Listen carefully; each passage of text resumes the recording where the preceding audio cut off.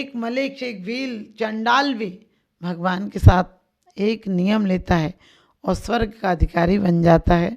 तो हम लोग छोटे छोटे नियम लेकर अपने आप जीवन को उत्थानमय बनाएंगे, अपने जीवन को पापों से बचाएंगे, अपने जीवन में ज्ञान की ज्योति जलाएंगे और वो अकारण होगी, वो संबंध नहीं, वो स्वभाव होगी। जब स्वभाव हो जाएगा तो कोई विवाह वाले को भी आप अहित कैसे कर पाओगे। तो आप अपने जीवन में कभी गलत मत करना, क्योंकि गलत करोगे तो गलत मिलेगा, अच्छा करोगे तो अच्छा मिलेगा। जीवन एक प्रतिध्वनि है, आप जो करेंगे वही लौट कर आ जाएगा। इन्हीं शुभ भावनाओं के साथ आपके जीवन में प्रेम आए, फैले प्रेम परस्पर जग में, मोह दूर ही रहा करे। क्योंकि मोह के दो बेटे होते हैं, दो बेटे होते हैं, अहंकार और ममकार, और दो बेटियां होती हैं, ईर्षा और तृष्णा। ये मोह का परिवार है। जब मोह एक बार प्रवेश कर जाता है तो 70 कोड़ा कोड़ी तक घुमाता है।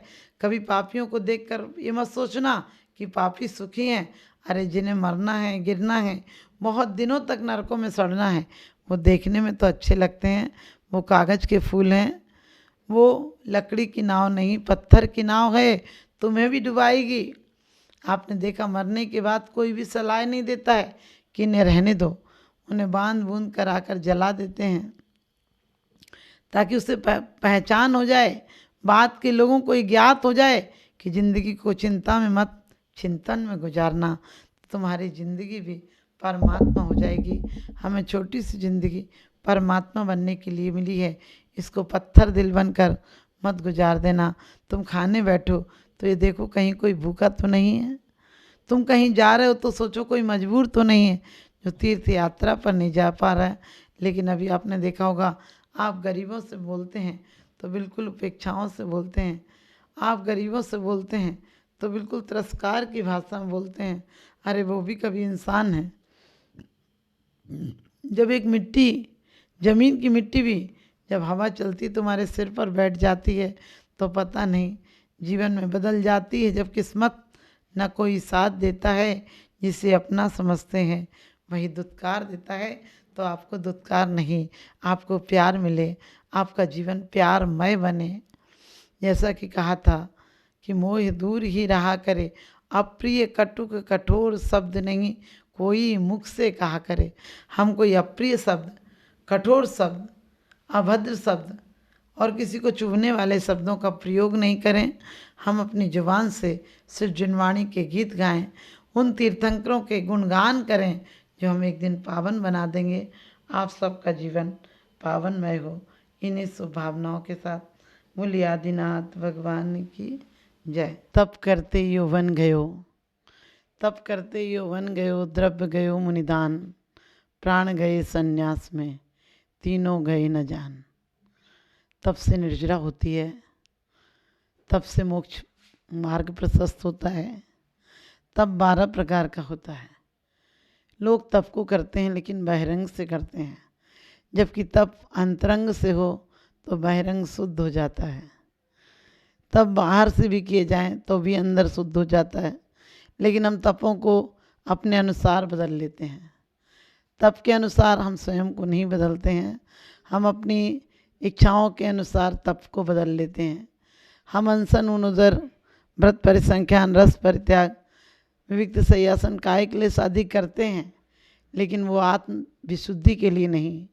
जबकि तप ऐसी चीज़ है, तप से प्रकृति भी शिक्षा देती है कि सोना जब पकता है, सोना जब तपता है तो आभूषण बनने के योग्य होता है। मिट्टी जब तपती है, आवा पर रखी जाती है तो कलश बन जाती है, मंगल कलश बन जाती है, तपती है तो पक्की हो जाती है। क्योंकि कहा भी है कि भगवान आप वो कुम्हार हैं जो मंगल कलश बना देते हैं, और आपसे जो दूर जाता है वह शराब का कुल्हड़ की तरह, जो पीने के काम तो आता है लेकिन पीने के बाद सड़कों पर ठोकर खाता है, पीने के बाद वह किसी काबिल नहीं बचता है। और भगवान तप ही अनाज को पकाता है तो खाने योग्य होता है। रोटी जब तक सिकती नहीं तब तक खाने योग्य नहीं होती। अधिकांश अनाज तपने के बाद, चाहे वो चूल्हे पर हो और चाहे वह धूप में हो, तप के माध्यम से शुद्धि भी होती है। लेकिन हम अनशन करते हैं, भूखे मरते हैं, लेकिन वो अनशन तप नहीं करते हैं। जब हमें क्रोध आता है तो हम क्रोध के माध्यम से कभी कभी भूखे रह जाते हैं, दूसरों को भी भूखा रख देते हैं। हम दूसरों को दुख देना यदि पाप मानते हैं तो अपने को कष्ट देना तप क्यों मानते हैं? हम तप के माध्यम से तो आनंद आना चाहिए, तप के माध्यम से तो प्रशस्तता आना चाहिए, लेकिन तप के माध्यम से हमारे अंदर विशुद्धि नहीं आती है, बल्कि तप के दिन भी हमें पूर्व की बातें ख्याल में आती हैं कि हमने क्या खाना था, कितने बजे बज गए। हमारा पूरा ध्यान रोटी तो छोड़ देते हैं, लेकिन रोटी के प्रति जो आकर्षण था वो दूर नहीं होता है। जबकि कहा है कि हम कोई भी तप करें आत्मविशुद्धि के लिए करें, अंतरंग में झांकने के लिए करें, अपनी आत्म शक्ति का करने के लिए करें कि हम भूखे भी रहकर चला सकते हैं, हम थोड़ा सा खाकर भी चला सकते हैं। आपको गुस्से में तो आप छोड़ देते हो, लेकिन कभी प्रभु भक्ति में लीन होकर भोजन का ख्याल नहीं आए तो समझना सही अनशन हो गया। पेपर का टाइम होता है, बिजनेस का टाइम होता है, तो अब थोड़ा बहुत खाकर चले जाते हैं। ये ऊनोदन नहीं हुआ, क्योंकि आपने खाया तो कम, लेकिन अपनी आत्मशक्ति का परीक्षण नहीं किया कि ऐसा समय भी आए जब आप इंद्रियों पर विजय रख सकें। आपको भूख लगे और सामने भोजन की सामग्री हो और आप छोड़ें तो आप ध्यान रखना, आप बहुत मुश्किल काम है, लेकिन आप ये नहीं कर पाते, बल्कि कभी कभी पेपर आदि पढ़ाई लौकिकता के लिए हम कितना तप करते हैं। काश इतना आध्यात्म के प्रति करने लगें। जैसा तुलसीदास की पत्नी ने कहा था, जैसी प्रीति हराम से और ऐसी हरि से होए, चले जाओ बैकुंठ में पला न पकड़े खोए। कि वास्तव में यदि आपकी जितनी शक्ति भौतिकता के लिए लगती है, जितनी शक्ति सांसारिक कामों के लिए लगती है, यदि इतनी शक्ति अध्यात्म के लिए लग जाए, आत्म उत्थान के लिए लग जाए, तो आपका कल्याण हो जाएगा। तो आप कोशिश करें। व्रत परिसंख्यान क्या है? अटपटी विधि ले लेना कि ऐसा होगा तो हम खाएंगे, इतना भोजन लेंगे। मुनि वृत्ति ले लेते हैं, नियम ले लेते हैं, उसके बाद मिले तो भोजन करते हैं, नहीं मिले तो आत्म स्वाभिमान से शरीर को शांत कर देते हैं कि आज तुझे नहीं मिलेगा। लेकिन हम पारिवारिक लौकिक चीज़ों के पीछे लगे रहते हैं, ये चीज़ आएगी तो खाऊंगी, ये चीज़ मिलेगी।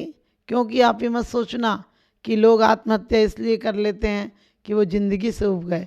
नहीं, उनकी ज़िंदगी में शर्तें थीं, ये पत्नी मिलेगी तो जीऊँगा, ये मकान मिलेगा तो जीऊँगा, इतने नंबर आएंगे तो जीऊँगा, और नहीं तो मर जाऊँगा। इन्हें नंबर के साथ जीना था, नंबर नहीं मिले तो मर जाएंगे। एक बार एक कैद खाने में एक व्यक्ति देखने गया तो देखा कि एक पागल खाने में कई पागल थे, लेकिन एक पागल बहुत चीख चिल्ला रहा था, सिर फोड़ रहा था। पूछा गया कि ये पागल क्यों पागल हो गया, क्या वजह रही इसके पागल में? तो पता चला कि वो किसी लड़की को चाहता था और वो उसके जीवन में नहीं प्राप्त हुई, किसी दूसरे से शादी हो गई, इसलिए उसने अपने दिमाग का संतुलन खो दिया और पागल हो गया। पता और आगे गए तो तीसरे नंबर के कमरे में भी एक व्यक्ति था, वो भी बहुत रो रहा था, चिल्ला रहा था और पागल जैसी हरकतें कर रहा था। तो उससे पूछा, उसके बारे में पता लगाया कि ये कैसे पागल हो गया। बोले जो लड़की उसको नहीं मिली थी वो इसको मिल गई, इसकी पत्नी बन गई, और उसका नेचर इतना ख़राब था कि ये अपना संतुलन खो बैठा और पागल हो गया। आप भी देखते हैं ऐसा ही होता है। कोई धन के पीछे पागल है, कोई धन के बिना पागल है, लेकिन जो आत्मसंतुष्टि में जीते हैं वो दोनों परिस्थितियों में शांत रहते हैं। सुख में होकर मग्न न फूलें, दुख में कभी न घबरावें। सुख में होकर वो मग्न भी नहीं होते हैं और दुख में घबराते भी नहीं हैं। हम दोनों की अति में खो जाते हैं। सुख की अति हो तो भी हम पागल हो जाते हैं, अटैक पड़ जाते हैं कभी कभी, और दुख में भी अटैक पड़ जाते हैं। जबकि हमारे महापुरुषों ने कहा कि दुख और सुख एक तो रहट की तरह हैं। हम सुख को ही क्यों चाहते हैं? सुख के बाद तो हमें दुख ही मिलता है। आप कोई भी विषय, भोग, वासनाएं देख लेना, आप जिनकी ज़्यादा उम्मीदें करते थे वो मिलने के बाद व्यर्थ हो जाती हैं। जैसे आपका कभी मकान नहीं बना हो, आप सोचते थे मकान बन जाएगा तो मेरे जीवन में बहुत सुख शांति आ जाएगी, लेकिन पता चलता है मकान तो बन गया, लेकिन मकान के बाद जो सोचा था वो नहीं हुआ, बल्कि उसके साथ उसकी झंझटें अपनी बहुत सारी आ गई हैं। उसकी झंझटों के साथ कभी मकान खराब हो गया, कभी कोई त्रेड़ आ गई, कभी पलस्तर खराब हो गया, कभी कुछ ना कुछ हो जाता है। इसलिए हम सुख की कामनाएं नहीं करें, बल्कि सुख के ऐसे बीज बोएं, सुख का ऐसा पुरुषार्थ करें जो कभी दुख ना हो। इसका मतलब दुख से समझौता करने की शक्ति रखें। हमें कोई परिस्थितियों में भी दुख मिलता है तो हम उसे भी एक चुनौती समझें और दुखों का सामना करें। हम भगवान से ये नहीं कहें कि तुम मेरे दुखों को दूर कर देना, बल्कि भगवान से ये कहें कि भगवान मुझे दुखों को सहन करने की शक्ति देना। हम आत्मा में कभी ऐसे आत्मशक्ति का विस्मरण ना कर दें जो दुखों में हम आपको भूल जाएं। भगवान से मत कहना कि कर्मों को मिटा दो, बल्कि कर्मों से कहना कि परमात्मा की आराधना मेरे साथ है, परमात्मा की उपासना मेरे साथ है, तू मेरा क्या बिगाड़ लेगा, मैं तुझे नष्ट करके छोड़ूंगा। जिस प्रकार से प्रतिकूल परिस्थिति हमारी सतियों पर भी आई, हमारे महापुरुषों पर भी आई, लेकिन उन्होंने प्रतिकूलताओं में समता भाव और भक्ति आराधना के माध्यम से उन परिस्थितियों को, उन अभिशापों को वरदान में परिवर्तित कर दिया। हम अपने जीवन को क्यों अभिशाप मानते हैं? हम क्यों कहते हैं कि भगवान सुख देना, बल्कि कर्मों से कहो कि परमात्मा मेरे साथ है, तू क्या बिगाड़ लेगा। कभी मंदिरों में जाकर ये मत देखो कौन सी मूर्ति में चमत्कार है, ये कौन सी मूर्ति अच्छी है, कौन सी मूर्ति सच्ची है, बल्कि अपने अंदर झांको कि मेरी भक्ति और श्रद्धा सच्ची है या नहीं है। यदि अपनी भक्ति में देखोगे, आज तक एक चमत्कार ऐसा नहीं हुआ जो पहले चमत्कार हुआ हो बाद में नमस्कार हुआ हो, और आपको हजारों चमत्कार ऐसे मिल जाएंगे जहाँ पहले नमस्कार किया हो बाद में चमत्कार हो जाते हैं। मानतुंगाचार्य ने आदिनाथ के लिए नमस्कार का भाव उठाया तो ताले टूट गए, वादिराज मुनि का कोढ़ ठीक हो गया, धनंजय कवि के बेटी का जहर उतर गया तो मैना सुंदरी का पति कोढ़ी से कामदेव हो गया, सोमा सती के पति का जहर उतर गया तो इसी प्रकार से द्रौपदी का चीर बढ़ गया। और हिंदू पुराणों में तो कहा है कि सत्यवती यमराज से लड़कर अपने पति को लौटा लाई थी, तो सीता अग्नि का नीर कर देती है। और शक्तियाँ इतनी हैं, हम क्यों जन्म से कहते हैं लड़कियों को कि कोई शक्ति नहीं है? हम अपने इतिहास उठाकर देखें, भारत की नारी में वो शक्ति है कि देवताओं से लड़ जाती है, भारत की नारी में वो शक्ति है कि देवताओं के आसन डोल जाते हैं, उसकी भक्ति के आगे देवता भी नतमस्तक हो जाते हैं। तो हम भारत की गरिमा को पहचानें। और जिस प्रकार से कहा था रस परित्याग, हम अपने भोजन में सिर्फ रसों का त्याग कर पाएँ या नहीं कर पाएँ, लेकिन उसमें भक्ति का रस जरूर घोलें। जब महिलाएं खाना बनाती हैं तो ये भाव मत बनाओ कि ये भोजन से पेट भर जाएगा, बल्कि ये भावनाएं बनाओ कि इस भोजन करके हमारे पति और हमारे परिवार की प्रवृत्ति सात्विक हो जाएगी, संयममय हो जाएगी, तो आपका भोजन बनाना एक भजन हो जाएगा। आज की महिलाएं क्रोध में, आवेश में भोजन बनाती हैं कि जल्दी खा लो, मुझे क्लब जाना है, पार्टियां जाना है। अरे क्या करोगे? कहीं क्लब पार्टी में जाकर पाप कमाते हो? किसी मंदिरों में जाकर, किसी संतों के पास जाकर पुण्य कमाया करो। वो पुण्य का भोजन तुम्हारा इस जीवन का पेट भी भर देगा और अगले जन्म में भी आपके जीवन को सुख समृद्धिशाली कर देगा। तो ध्यान रखना, हमने आज भोजन का रस जाना है। भोजन के रस के नाम पर हमारी इंद्रियां डेड हो गई, हमारी इंद्रियां मृतक हो गई हैं। ये मत सोचना बहुत अच्छा भोजन मिलने लगा, भोजन अच्छा हो लेकिन जीवन में स्वाद खत्म हो गया। पहले बिल्कुल सादा भोजन होता था लेकिन स्वाद होता था, क्योंकि उसमें प्रेम का रस मिला होता था, उसमें अपनत्व होता था, उसमें तप की भावनाएं होती थी। हमारे बुजुर्गों ने मोटा खाया, मोटा पहना, अपने जीवन में कोई सुख सुविधाओं का उपयोग नहीं किया, लेकिन फिर भी हमें बड़े बड़े मंदिर, उपाश्रय, बड़े बड़े धार्मिक स्थल दे गए हैं। और अगर हम उठ नहीं सकते तो उठ जाएं जमाने से, अगर हम उठ नहीं सकते तो उठ जाएं जमाने से, बचेंगे पूर्व लोगों पर बुरा धब्बा लगाने से। अगर अब भी नहीं चेते, अगर अब भी नहीं चेते तो मिट जाएंगे दुनिया से। हमारी दास्ता भी ना होगी दास्तानों में, हमारी दास्ता भी ना होगी दास्तानों में। तुम अपने जीवन में सिर्फ रसों के पीछे नहीं भागना है, बल्कि जीवन में इस प्रकार का रस लाना है कि हम जिससे मिलें वो एक यादगार हो जाए। हम किसी से मिलें तो ऐसा प्रेम का भाव हो कि वो भी याद करे कि तुम्हारे मिलने से मेरा जीवन धन्य हो गया। हम पापों की स्मृतियों को अपने ख्यालों में न रखें, हम पुण्य की स्मृति को ख्याल में रखें। हमने कभी कोई व्रत उपवास किए हों, उस दिन हमारा जीवन कितना निर्विकल्प रहा है, उस बात को याद रखें।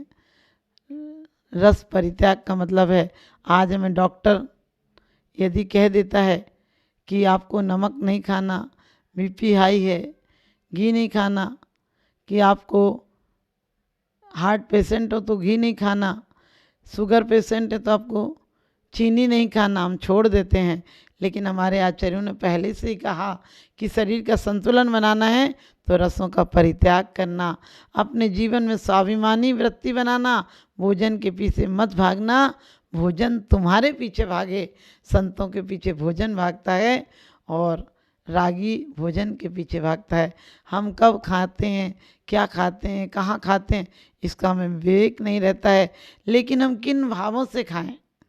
हम भोजन करने बैठें तो परमात्मा के स्मरण पूर्वक, कायुस्वर पूर्वक भगवान का नाम लेकर बैठें। आज ये मत सोचना कि आज बहुत तरक्की की है विज्ञान ने, आज विज्ञान ने कहीं भी कैसे भी अशुद्ध रूप में हमारे कपड़े बाहर से शुद्ध हो गए, साफ सुथरे हो गए, लेकिन अंतरंग हमारा उतना गंदा हो गया है। तो हम शरीर के साथ साथ परिणाम विशुद्धि रखें।